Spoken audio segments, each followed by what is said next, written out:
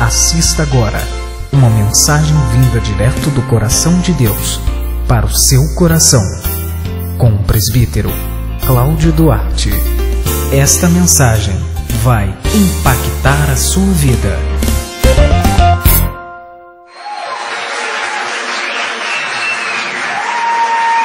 Que felicidade ter esse homem de Deus conosco aqui na nossa igreja. Eu acho que ele está querendo mudar de Xerém para Teresópolis, não é? E como ele está mais batista do que metodista, eu acho que tem vaga no time aqui, viu, irmão? Vamos estender as mãos aqui, vamos abençoá-lo. As duas mãos. Diga assim: presbítero Cláudio, nós te abençoamos em o nome do Pai, do Filho e do Espírito Santo. Quero dizer ao irmão e à sua família que a Igreja Batista Monte Hermon, em Teresópolis, se sente muito honrada e privilegiada de tê-los entre nós nesta noite. Deus abençoe. Amém. Graça e paz, irmãos. Amém? Amém. Graças a Deus, para mim é um prazer estar novamente com os irmãos aqui. Eu me sinto muito honrado de poder estar aqui com os irmãos. Hoje eu estou, eu vou pedir para ficarem de pé. Eles são meio tímidos. Eu quero minha esposa e meus dois abençoadinhos aí. É só a família aqui. Amém. Esses dois rapazinhos podem sentar. Amém. Amém. E eu quero falar sobre família hoje. É uma palestra que eu gosto muito de ministrar. Às vezes a minha esposa fala, ela que ouve sempre, às vezes diz: meu filho, pelo amor de Deus, tem misericórdia, porque sempre está indo comigo. Ela não é. Mas eu quero compartilhar hoje esta palavra, porque eu tenho trabalhado com casais e tenho visto quantos problemas, meu Deus, os homens enfrentam com essas mulheres. Quantos problemas essas mulheres enfrentam com esses homens. Amém? Da outra vez que eu vim aqui, eu dei até uma palavrinha pequenininha no que diz respeito a isso. Hoje eu vou até voltar a falar algumas coisas, mas nós vamos aprofundar mais. E eu quero que você abra a sua Bíblia no livro de Jó. Você sabia o que é um casamento perfeito? Jó, capítulo 1, versículo de número 1. Amém? Jó capítulo 1, verso de número 1. Não repara que minha Bíblia é uma tradução um pouquinho diferente. É da Nova Versão Internacional, NVI. Então é um pouquinho diferente, mas você acompanha aí. Jó capítulo 1, verso de número 1, nos diz assim: na terra de Uz vivia um homem chamado Jó. Era um homem íntegro e justo, temia a Deus e evitava fazer o mal. Tinha 7 filhos e 3 filhas, e possuía 7.000 ovelhas, 3.000 camelos, 500 juntas de boi e 500 jumentos. Tinha muita gente ao seu serviço, e era o homem mais rico do Oriente. Seus filhos costumavam dar banquete em casa, um de cada vez, e convidava suas 3 irmãs a comerem e beberem com eles. Terminado o período de banquetes, Jó mandava chamá-los e fazia com que se purificasse. De madrugada ele oferecia um holocausto em favor de cada um deles, pois pensava: talvez meus filhos tenham lá no íntimo pecado e amaldiçoado a Deus. Esta era a prática constante de Jó. Amém? Amém. Verso de número 12. O Senhor disse a Satanás: pois bem, tudo o que ele possui está nas suas mãos, apenas não toque nele. Feche os seus olhos e não a sua Bíblia. Senhor nosso Deus e Pai, em nome de Jesus, eis aqui a Tua palavra. Nós queremos, Senhor, continuar ouvindo a Tua voz. Fala conosco pelo poder do nome de Jesus. Amém. Amém? Amém. Nós vamos observar aqui, vamos começar por aqui, porque eu já vi muita gente falando deste casamento, desta família. Muitas pessoas falaram às vezes da família ou da mulher de Jó, mas é um negócio muito interessante, querido. Olha a estrutura desta família. O texto nos diz que ela era uma família de um homem que tinha um posicionamento diante de Deus. Inicialmente define o caráter do chefe da família. Depois nos diz que era uma família grande. 7 rapazes e 3 moças. 10 filhos tinha Jó. Uma família de 12. O texto continua nos dizendo que aquela família era uma família rica. Olha bem. Então aqui nos dá a característica dessa família. Só que nós sabemos se uma família é forte de verdade no momento que sobrevêm as adversidades. No momento dos problemas é que nós sabemos quem é quem. E esta família mesmo sobreviveu às perdas mais difíceis. Eles conseguiram, superar as crises mais difíceis. Se você observar direitinho, chegou a notícia de que todos os bens acabaram se esvaindo praticamente de uma vez só. Perderam tudo. E aquela família enfrenta uma crise financeira. Se não bastasse, morreram os 10 filhos de uma vez só, a casa caiu. Imagine você no velório de 10 filhos. É um caminhão, pipa de lágrimas. Não dá nem para chorar, individualmente. Tem que botar os caixões tudo junto e chorar de uma vez só. É ou não é verdade? Imagine a crise que eles enfrentaram. Se não bastasse isso, a mulher, coitadinha.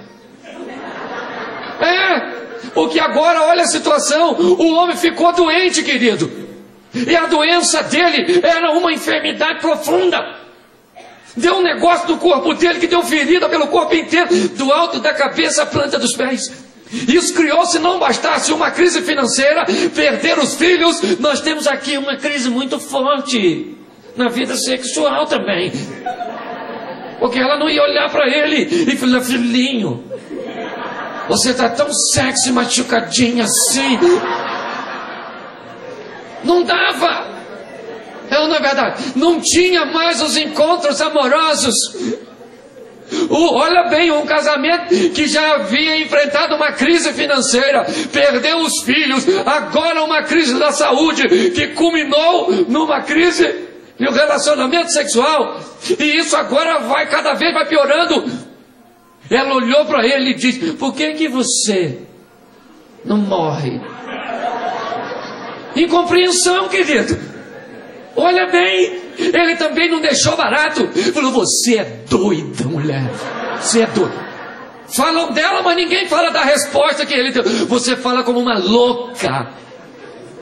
Olha bem, o respeito, a compreensão, o dinheiro, a saúde, o sexo, os filhos, foi tudo embora, querido. E a mulher mandou ele morrer, mas ela estava lá para falar a frase, viu, querido? Eu conheço muita gente que quando o marido perdesse o dinheiro, a mulher já tinha rapado fora. Perdeu a saúde, perdeu os filhos, foi embora. A mulher ficou, querido. Ficou, ela falou a frase. Isso indica que ela estava presente. E no capítulo 42 eu acho interessante. É o ponto culminante dessa história para a gente passar essa parte aqui.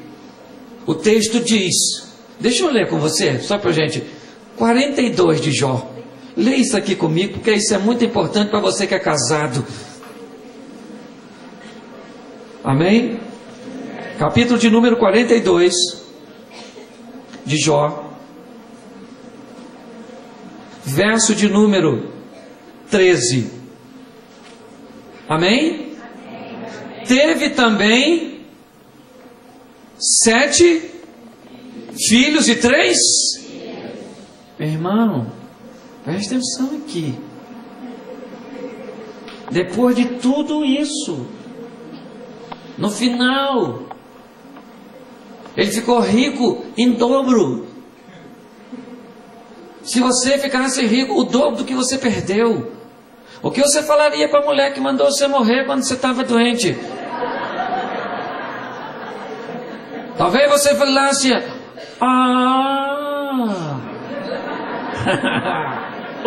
mandou eu morrer, lembra? Nunca esqueci aquilo que você me falou.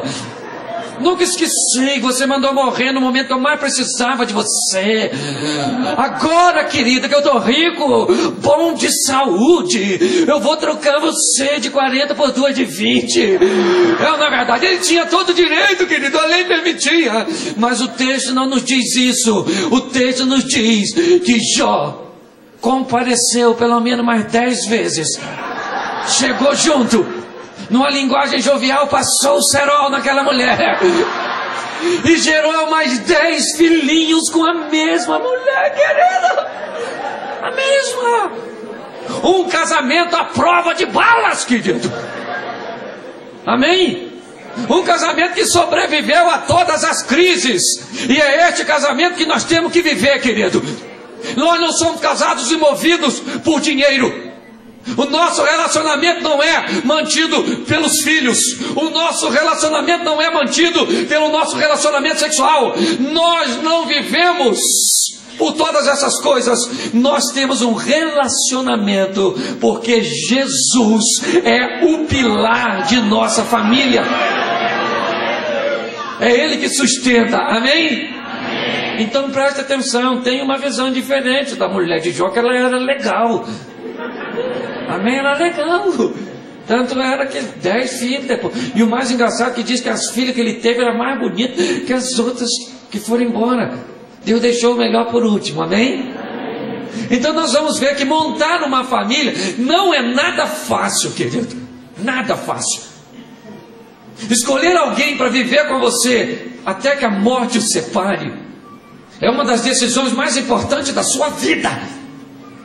Você vai diante do altar e diz lá: eu aceito até que a morte nos separe. É muito tempo, querido. Até que a morte o separe é tempo pra caramba. Eu já vou fazer 15. É muito tempo. Você tem que ter um critério rigorosíssimo para escolher. Examine tintim por tintim, entre em detalhe, vasculhe, observe todas as coisas, né? Para depois você ir no altar e dizer sim. Até porque o pastor não fala tudo. Eu até brinquei com isso aqui. O pastor só fala na saúde e na doença, na riqueza e na pobreza.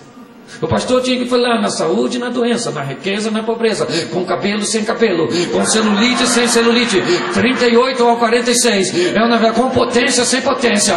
Ele deveria fazer todas essas perguntas, e se ele fizesse, talvez o casal diria: pastor, manda esse pessoal embora que eu vou para casa pensar.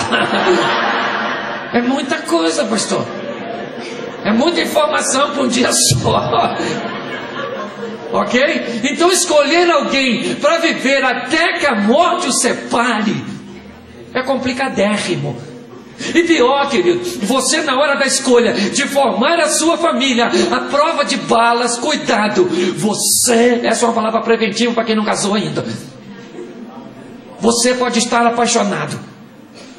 E a paixão é um sentimento burro. Ele cega você. Na paixão você não vê defeito, você só vê as virtudes. O apaixonado tem anulado no seu cérebro uma área, crítica. E quando a pessoa amada chega, querido, você não vê outra coisa a não ser as virtudes. Ele vai para sua casa e já dormiu até no seu colo. E ele roncava. Mas você estava namorando, apaixonada. E o ronco dele parecia uma sinfoniazinha. Que você falava: esse ronquinho é genial. Ah, esse ronquinho é fantástico. Aí quando você casa com ele, ele ronca que parece até Ana. E você cutuca ele e fala: pelo amor de Deus, homem, você não era assim. Era assim, querida. É que você estava apaixonada. Ele tinha chulé. Quando ele tirava aquele troço, você estava tão apaixonado que você era incapaz de sentir aquele gambá que ele tinha amarrado no pé. E agora ele casou, quando ele tira aquele negócio, só a graça. E para minha esposa, que ainda tem mais 2 homens lá em casa, aí é que o negócio fica feio. Você, querido, casou com ela e nem notou que ela tinha tendência a engordar um pouquinho. Você até olhou para a mãe dela como parâmetro. E sabia que o cavaco não voa longe do toco. Mas você estava apaixonado demais para notar. E agora você fala, o que é isso? É o reflexo do sim que você falou, querido. Então, constituir uma família, eu estou falando primeiro do núcleo familiar, da formação, ok?